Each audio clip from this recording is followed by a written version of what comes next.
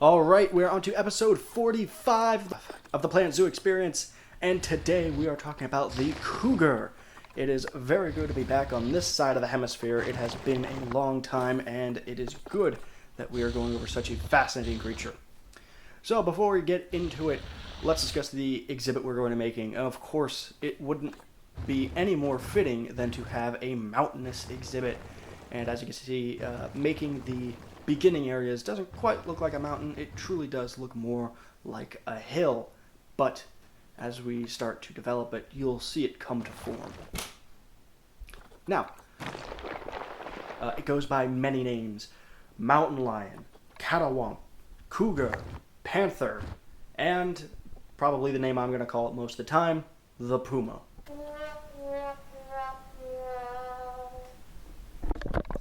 Now you may be wondering, what in Sam hell is a puma?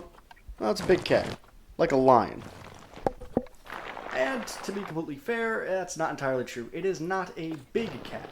Well, it is a large cat, very much so.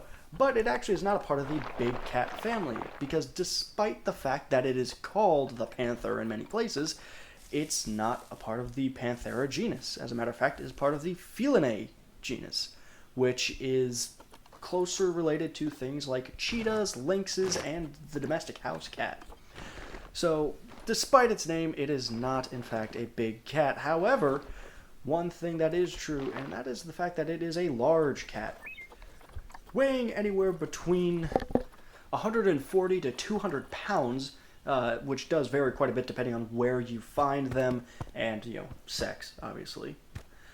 The mountain lion is native to pretty much the entirety of the Western Hemisphere, as far north as what is known as the Northern Cutoff Line, which is essentially where the temperate nature of Canada turns into a tundra, only being cut off in the rest of North America by the Rocky Mountains. Now, we'll get into a bit of why that is in a bit. However, for the time being, let's just keep to it. They can also be found all throughout the ranges of Latin America, all the way down to the tips of Argentina. This is one of the most widespread animals in the world, and is the most widespread wild cat species on Earth. Now, being native to such a wide amount of area really gives you a lot of options when it comes to the exhibit for this animal. Essentially, being able to put it in a tropical environment, wetlands, mountains like we're doing today, temperate forest, you name it, the mountain lion can be found in a lot of places. Now, of course, naturally, because I know it as the mountain lion and the puma, we're going to be making a mountainous exhibit. But that's obviously completely up to you where you want to put this animal. Now, where does the name cougar come from? So, cougar is a term that was anglicized from the French cougar, which came from the Portuguese cougardo, which also, in turn, came from the Guarani name, the Guasaura. Now, the scientific name is Puma concolor, which is where the term puma, or the common term puma, comes from, which, again, another Native American name, puma comes from the Quechuan word for the animal itself. And the secondary of concolor is Latin for a uniform color, since how they, as adults, don't have spots, stripes, or any discerning color variations, other than just a slight lightening at the bottom of their bodies, and then the small black spots on their ears and tail. Now, while the mountain lion itself is considered least concerned, there is a subspecies that is critically endangered, and that is the Florida panther. Again, called a panther, not a panther. It's Florida, what do you expect? But it actually is not an invasive species. It is native to the area and was on the brink of extinction, much like the rest of the East Coast mountain lions. Essentially, the reason that the mountain lion is cut off from the Rocky Mountains isn't because they've never crossed it. It's quite simply because they have been hunted and poached to extinction on the center and eastern of North America. However, there have been some reports all across the eastern side of the United States and Canada of mountain lion spottings. It's not often, and most of the time they aren't even native. As a matter of fact, one mountain lion was known to have traveled from British Columbia to Connecticut. Literally a 30-minute drive to Manhattan. That's how close it got to major populated areas, and no one knew except for the scientific researchers following it. Now, while the mountain lion is single-coated, it's not always that way. As a matter of fact, while it is young, they're actually born with spots to help them blend into foliage, rocks, and other forms of cover until they become large enough to defend themselves. Now, interestingly enough, the mountain lion is one of the greatest jack-of-all-trades hunters I have ever done research on. They are extremely fast, extremely nimble. They are amazing climbers, of both rocks and trees, which is a lot more impactful than a lot of people realize. Climbing trees and climbing stone are two very different forms of climbing, and the mere fact that the mountain lion does both with ease is very, very impressive. As a matter of fact, they're so athletic, they can make a 40-foot horizontal leap or an 18-foot vertical. And on top of all that, they're also able to run up to 30 miles an hour. This animal was made to hunt anything and everything it wanted. And being such adept climbers, do keep that in mind when making your exhibit. If you have climbable trees, they will absolutely find a way to get out. There were a couple spots in this exhibit while I was building it where I had to make some modifications. Now, being that they are not a big cat, that means that they do not communicate with roars and loud booms. As a matter of fact, they do not communicate with one another with sound often. For the most part, they would pretty much just use sense and general body language, but they will hiss, grunt, and whistle. And a very well-known fact for anyone who has to live in the area of mountain lions or just in the forest at all, mating season for the mountain lion is when they get loud, and they are famous for sounding, without exaggeration, like a woman being brutally murdered. That isn't an opinion, that is a reoccurring quote from anyone who has heard it.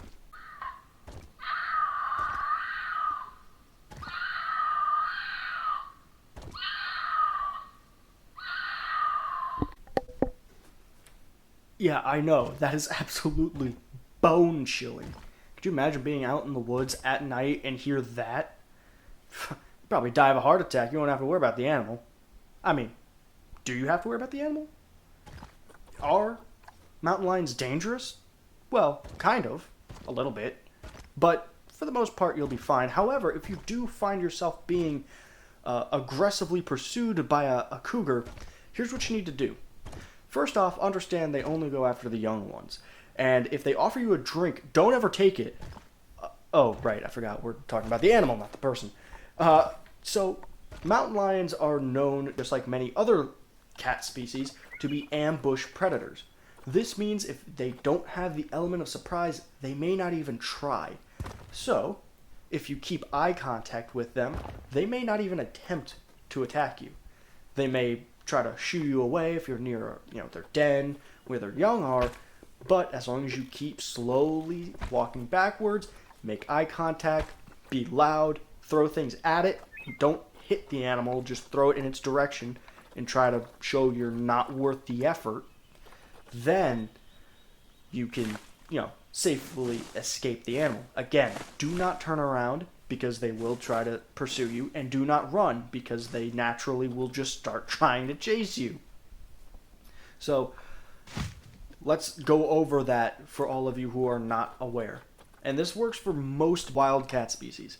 Keep eye contact, slowly back forward, be loud, and try to make yourself look like an absolute problem if they were to try to attack you.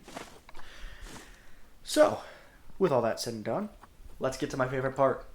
History! Woo, I'm a nerd. Ugh.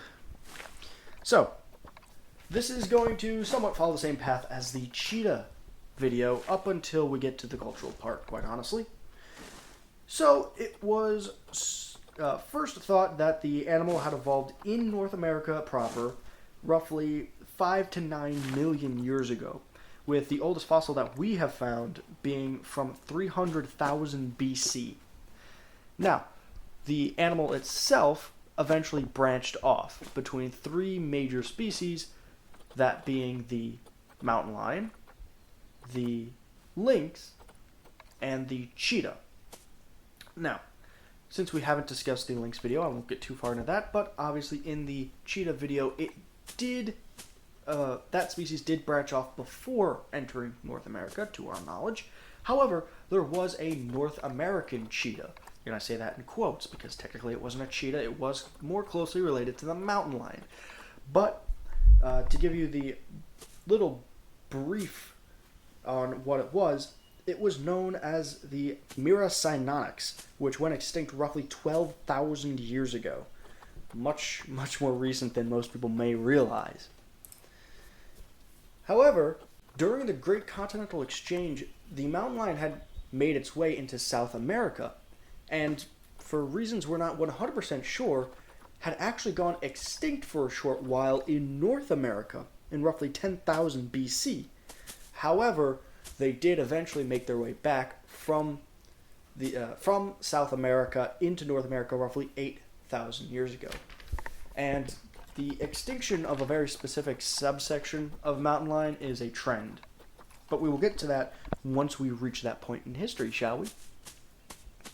So, starting with some of the oldest records of influence of the mountain lion on people, all would have to come from the Inca. It was thought that the capital city of Cusco was actually shaped in the form of a cougar. And this is because the cougar had actually given its name to the peoples and the religion of the Inca. And ever since that point in their cultural divergence, it had been connected directly with the sky and thunder god Viracocha. And the Inca weren't nearly the only ones. Obviously, we got their name from other Peruvian indigenous peoples, but even up in North America, we see a lot of interesting stories about the mountain lion.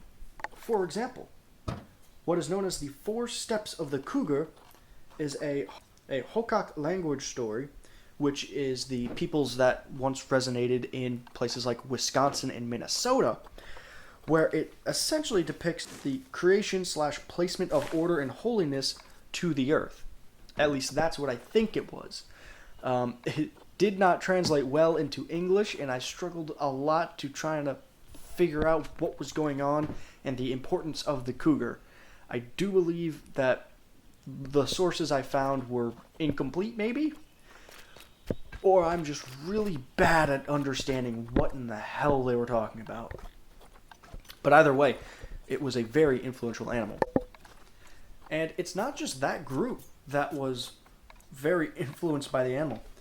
In cultures like the Apache and the Walapi, it was seen as a bringer of death, almost the grim reaper of the natural world.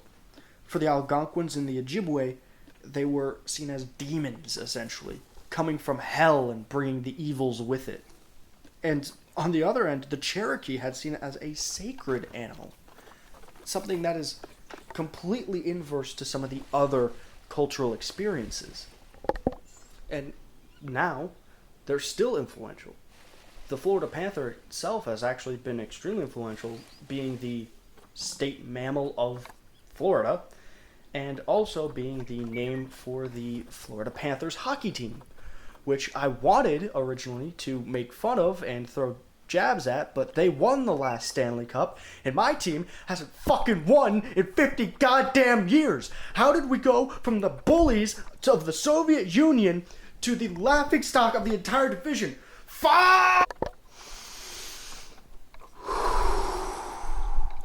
I'm calm, I'm cool, I'm calm.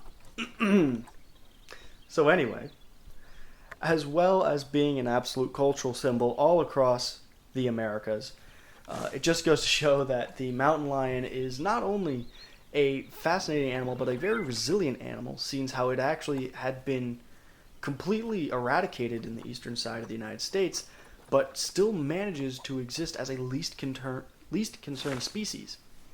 There have been projects in the works to actually return the mountain lion to the Appalachian Mountains, to the dismay of many locals.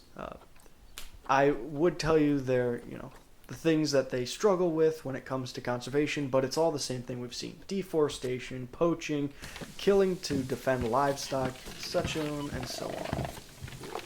But anyway, as you can see, we have finished our exhibit. We've learned quite a bit, and I appreciate you for sticking to the end. Before you go, I do want you to know that New Year's Eve into New Year's Day, 6 p.m. to 6 a.m. American Eastern Standard Time, I am going to be doing a live stream to raise money for my local zoo and game preserve.